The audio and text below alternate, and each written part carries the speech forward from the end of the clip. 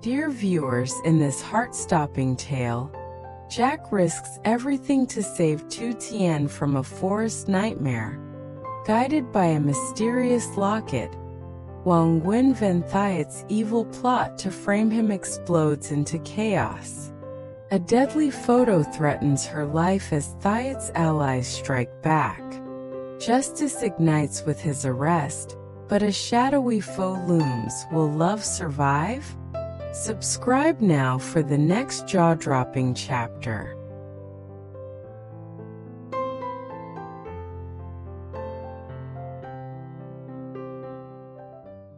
The hospital room throbbed with an oppressive silence as the first light of dawn crept through the blinds, casting a ghostly pallor over Jack and his mother, Mrs. Ly, their faces carved with raw, unrelenting terror for Tu Tien's fate.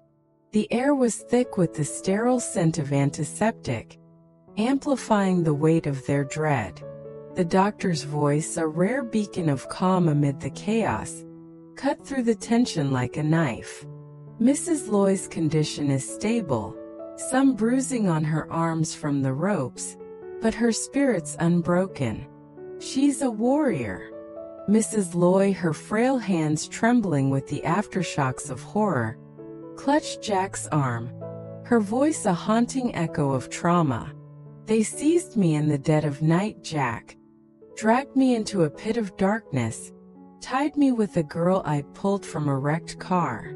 Her sobs still haunt me. I overheard their vile whispers, bartering a file laced with your name, my son. They laughed like demons, plotting your downfall with cold precision. Her eyes, wide with terror, searched his. It's a web to destroy you. My heart bleeds for what they intend. The lead officer, his jaw a steel line, stepped closer, his presence a grim anchor. We've collared 3 suspects, but Mrs. Ly's harrowing tale paints a broader picture. Thiet's influence festers. We're scouring for the rest. Stay vigilant. Jack's heart thundered, a tempest of rage and fear swirling as the threat to his empire and beloved family crystallized into a chilling reality. With a fierce, tear-streaked glance at his mother, Jack sprang from the room, his mind a chaotic battlefield of dread and determination for Tu Tien. He tore through the farm, his boots churning the damp earth into a frantic rhythm, calling her name into the void with a voice that cracked under the strain. Tu Tien, answer me. The silence was a mocking abyss. Undeterred, he scaled the jagged cliffs of the stone mountain, his hands bleeding from the sharp rocks, his shouts echoing off the unforgiving stone. Nothing. Tung, a rugged police veteran with eyes like hardened steel, emerged from the shadows, his tone a lifeline amid the storm. Send me your location, Jack. We'll hunt her down together. And hear this, Nguyen Van Thiet's the venomous spider spinning this nightmare. Rage surged through Jack's veins like wildfire as he nodded, his trust in Tung a fragile thread. With the officers, they splintered into the pitch-black night, flashlights slashing through the mountain's ominous depths like desperate swords. Hours bled into a frantic marathon, each step a gamble with despair, their breaths fogging in the chill as they combed every crevice, every shadow. Yet Tu Tien's trace remained elusive, a phantom swallowed by the dark, her absence a wound that deepened with every passing minute. Exhausted, their bodies aching from the relentless pace, they collapsed around a crackling campfire, its flames casting ghostly shapes that danced with their fears. Jack's voice broke, raw with anguish. She could be lost in this hellish maze, or worse, dragged into Thiet's merciless grip. I can't lose her. Tung gripped his shoulder, his resolve a rock against the tide. Hold fast, Jack. We've pushed too hard, rest now. At first light, we'll summon a legion of reinforcements. She's out there, and we'll tear this mountain apart to find her.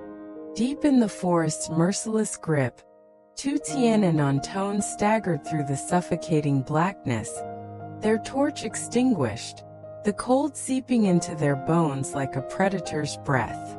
Tu Tien's breath hitched, her mind a whirlwind of panic and love. Jack, his mother, they must be shattered, picturing us dead. What if Thiet's monsters strike them next? Her voice trembled, a fragile thread of hope. Antoine, his voice a steady rock amid the tempest, squeezed her hand, his grip a lifeline. They're safe. The police are their shield. We need to survive this. Let's find a hollow, build a fire, and wait for dawn to guide us. He scanned the dense, twisting trees, his determination a flickering flame. I'll trek to the village, recharge my phone, and call Ton to yank us from this nightmare. Fatigue clawed at their limbs, their muscles screaming, but their spirits clung to a fragile thread of hope. Their whispers a defiant chant against the wilderness's cruel embrace. Suddenly, a sharp snap shattered the silence, a branch cracking under unseen weight, a sound that jolted their hearts into a frantic rhythm. Tu Tien froze, her pulse thundering. Did you hear that? Someone or something is out there. Antoine tensed, snatching a sturdy stick, his eyes narrowing into the gloom. Stay behind me. It could be a beast or Thiet's henchmen closing in for the kill. The forest seemed to pulse with menace, every rustle a potential assassin, every shadow a lurking threat. Tu Tien's mind raced. Had the kidnappers tracked their escape? Antoine led her toward a clearing, his steps cautious, but a distant howl pierced the night, sending chills cascading down their spines like icy fingers. We need that fire now, he urged, their hands trembling as they gathered damp twigs, the night a predator waiting to pounce. The uncertainty fueled their every move, their bond a lifeline teetering on the edge of survival, each crack of a twig a heartbeat closer to doom or deliverance. As they struggled to ignite the fire, a faint glimmer caught Tu Tien's eye, a metallic glint half buried in the dirt. She knelt, brushing away leaves to reveal a locket, its surface engraved with initials she didn't recognize. Antoine, look. What if this belonged to the girl from the crash? Her voice quivered with a mix of hope and dread. Antoine examined it, his brow furrowing. It could be a clue or a trap. We'll take it, but stay sharp. The discovery added a layer of mystery, their exhaustion battling a rising tide of curiosity. Another rustle erupted nearby, closer this time, and Antoine raised the stick, ready to defend. Whoever's out there, show yourself, he barked. But the forest swallowed his challenge, leaving them in a tense standoff, the night holding its breath as if plotting their next trial. As the first rays of dawn pierced the gloom, Jack and the police launched a relentless assault on the forest, their determination a blazing torch against the odds. They fanned out, voices slicing through the misty expanse, calling Tu Tien's name with desperate fervor. The night search had drained them, yet they pressed on, combing every gnarled root and shadowed hollow. Still, the forest withheld its secrets, her absence a dagger to Jack's soul. She might be wandering, lost, or dragged into Thiet's lair, he rasped, his eyes wild with fear. Tung's voice, though steady, carried a heavy weight. We're hitting a wall.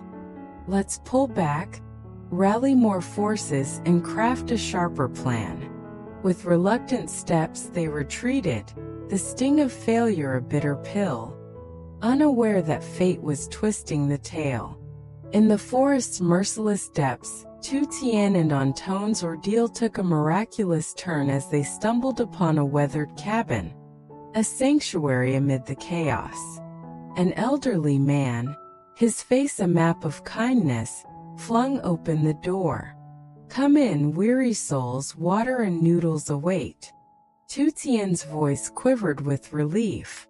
"Thank you, we've been lost, terrified for Jack and his mother." Antoine nodded, his tail spilling out. "We fled thugs and now we're stranded." The old man listened, his eyes narrowing, then pointed a weathered finger. "That path leads to the highway. Follow it to safety." Revived by the warm meal and a fleeting rest, they steeled themselves, stepping back into the wild. At the road, Antoine seized a passerby's phone, his voice urgent. "Ton, it's me. Rush here, we're alive." Back at the village, as Jack and Tung slumped in defeat, Mrs. Loy's phone erupted with a lifeline. Her voice trembled with ecstasy. "Jack, Tu Tien's home, safe and sound." Jack's heart soared and he raced back, the world a blur of hope. At home, Tu Tien collapsed into his arms, her story a torrent. "I broke free from those monsters but got lost with Antoine. His courage saved us." Mrs. Loy wept, enveloping them. "My darlings, you're my miracles reborn." Antoine slipped away, murmuring of pressing duties, leaving the family to savor their fragile triumph, though a shadow of unease flickered in Jack's eyes. Elsewhere, the drama exploded with vengeance. Nguyen Van Thiet, a colossus of the construction realm, lounged in his opulent office, his voice a sinister growl as he schemed with a shadowy partner. "This project will crush Jack. His name will be Ash." The door crashed open, police storming in like avenging angels. "Nguyen Van Thiet, you're under arrest for abusing power, embezzling millions, forging documents, and unleashing havoc," they thundered, cuffs snapping shut. His cronies, Tu Tien and Phuong, paled as officers dragged them out, their protests futile. The captain smirked, brandishing evidence. "Your phantom projects exposed, files, witnesses, the lot. You're done." Thiet's roar of defiance echoed, his empire crumbling. But as he was hauled away, a hidden ally slipped out, their eyes glinting with a vow of retribution. In the chaos, a frantic call reached the police. A tip of a second plot, a forged scandal to frame Jack for fraud. Tung's voice tightened over the radio. "Jack, they're not finished, brace yourself." The revelation hit like a thunderclap, the family's joy now a fragile shield against a brewing storm, the conspiracy's tentacles still writhing in the dark. The morning sun cast a deceptive glow over the house as Jack, Tu Tien, and Mrs. Loy clung to each other, their reunion a symphony of relief and unspoken fears. Jack's voice, rough with emotion, broke the silence. "Tu Tien, I lived a nightmare thinking I'd lost you forever." She pressed closer, her eyes shimmering with tears. "I clawed my way back to you. Antoine was my guardian angel." Mrs. Loy's smile trembled through her sobs. "My brave hearts, you've conquered the abyss." The room pulsed with a fragile warmth, their love a bulwark against the night's horrors. But Jack's mind churned with a darker premonition. As they sipped tea, the police stormed back, the captain's face a mask of urgency. "Thiet's locked up, but his web runs deep. We uncovered files, he orchestrated a smear campaign, forging evidence to brand you a fraud, Jack, and seize your company." Jack's fists balled, his voice a steel blade. "They'll not destroy me. I'll shred their lies and reclaim my honor." Tu Tien gripped his hand, her resolve a mirror to his. "We'll battle this together, my love." The captain nodded grimly. "We're tracing the source. Stay armed and alert." The revelation ignited Jack's spirit. A CEO forged anew in the crucible of treachery. Later, as they planned a quiet reprieve, A sharp knock jolted the peace. A courier thrust a sealed envelope into Jack's hands, its contents a gut-wrenching shock.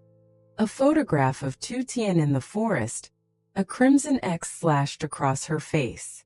Jack's blood froze. "This is a death threat, they're still out there," he snarled, showing it to Tu Tien and Mrs. Loy. Her gasp echoed his dread. The captain, summoned in haste, studied it with a scowl. A clear warning. Thiet's remnants are plotting revenge. Jack's mind raced, crafting a counterattack, his love for Tu Tien a blazing fortress. Mrs. Loy whispered a fervent prayer, her strength a quiet pillar. They fortified the house, vowing to unmask the enemy, the battle a ticking bomb. As night descended, a shadowy figure lurked beyond the windows, their eyes burning with malice. A phone call sealed their intent. The CEO's defenses are up. Strike when vulnerability cracks. They hissed, their silhouette vanishing into the darkness. A second envelope slid under the door, its message chilling. "Your empire falls next, watch closely." Jack snatched it, his resolve hardening. "They underestimate me," he growled, rallying Tu Tien and Mrs. Loy for the fight ahead. The night pulsed with tension, a prelude to a war where love and justice would clash with a relentless foe.